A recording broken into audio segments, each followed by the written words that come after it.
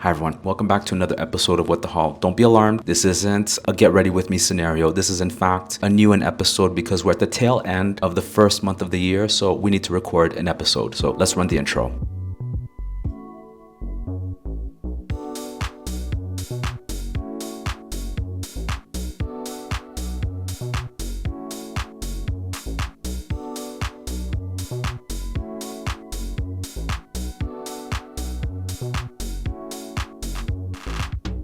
Hi. Like I said, this isn't a get ready with me scenario, but I will be getting ready in the process of making this video. Previously, I've done this setup in the past and I wasn't too thrilled with the audio quality. This mic actually clips to a lapel. I think just the setup in the bathroom, the acoustics, they're not very good, obviously. I've ordered a mic stand and hopefully everything works out this time around. As always, how are you? Amazing. Love to hear it. I'm 10 years behind everyone. I'm just getting stuck into TikTok. I am genuinely obsessed with it. It's always been the case that I go on the apps, use the search function, find what I'm looking for, and check out. I've been swiping constantly. It's so scary the way the app just serves me the right things. I fell down a rabbit hole of Bad Bunny content. Nueva Yo, I don't know what it's called, but I'm obsessed with the song. I love watching everyone recording these videos of their elders. The old people are really going for it. I love those videos. Another account that it presented me with, The Gloss and Guy's Guide. It's two separate accounts. It's basically street interviews where they ask the people, what perfume are you wearing? What's your OOTD? One of the common things in that account is most of the women in London wear some type of Jo Malone fragrance. At one stage I wore 154, Wood Sage, the Cologne Intense Oud Bergamot. That was an absolute favorite of mine, but I just can't get on board with Jo Malone. But I understand,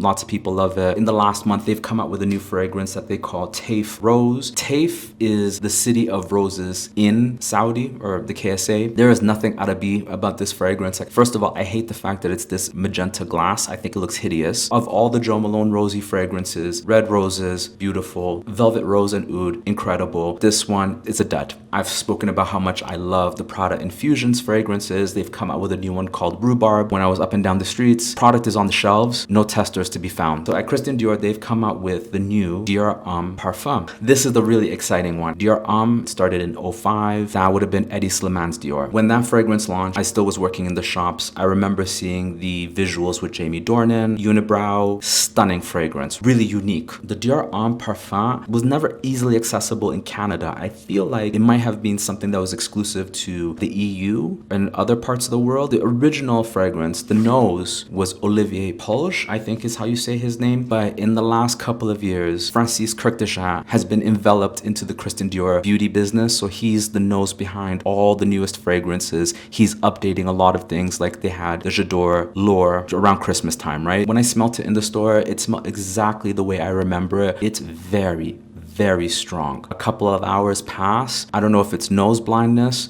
but the fragrance definitely dissipates and it's a lot more muted. It's almost like a combination of Lalique's Encre Noire meets Mugler Amen. I always thought it was one of the best men's fragrances going. This fragrance, I don't feel is meant to be for the world and his wife. This is really for a fragrance aficionado. Something about it just isn't adding up. I think rather than having Robert as the face of it, although he's got the contract, and prior to him, Jude Law would have been the face of Dior Homme, I think it would have been really cool if they brought back Jamie Dornan as the face of the fragrance, because, in '05, he's just a model, he's dating Keira Knightley. Today, he's a well-established actor, right? So it would have been a real nice full circle moment if he would have been the face of it. And lastly, I hate the metal plaque on the bottle. I love the simplicity of the design. The tube was supposed to be, if I'm not mistaken, a reference to the Eddie Slimani skinny ties that he was doing at Dior Homme. So I'm slightly annoyed at this stupid metal plaque. At one point, I used to use Clinique Even Better, and I thought it was pretty okay. It was a solid product. And I've done an old video from way back in my archives. Recently, they have updated the product. Around November, maybe late October, I was getting alerts on my phone saying that Clinique has launched an official storefront on Amazon Canada. With Clinique, like so many other brands, they will come out with things in one market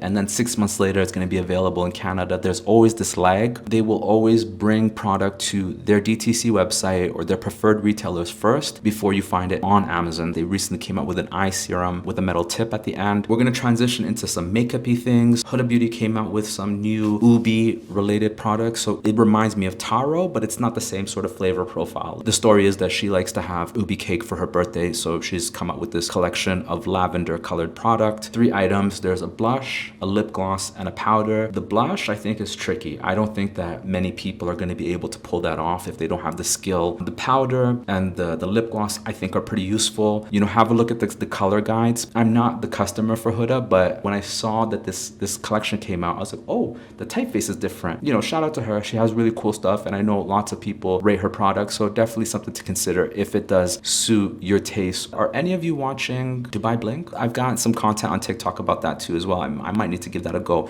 If you're watching it, let me know what you think about it. Next, we're gonna be talking about, okay, so that's off. Okay, this is very exciting to me. This is the new Laura Mercier Skin Tint Natural Dewy. At the time of its launch, they also came out with a travel version, which I thought this was really handy. Start with SPF primer. I'm thinking to like number these episodes rather than titling them by month, just to make them more evergreen. It's terrific.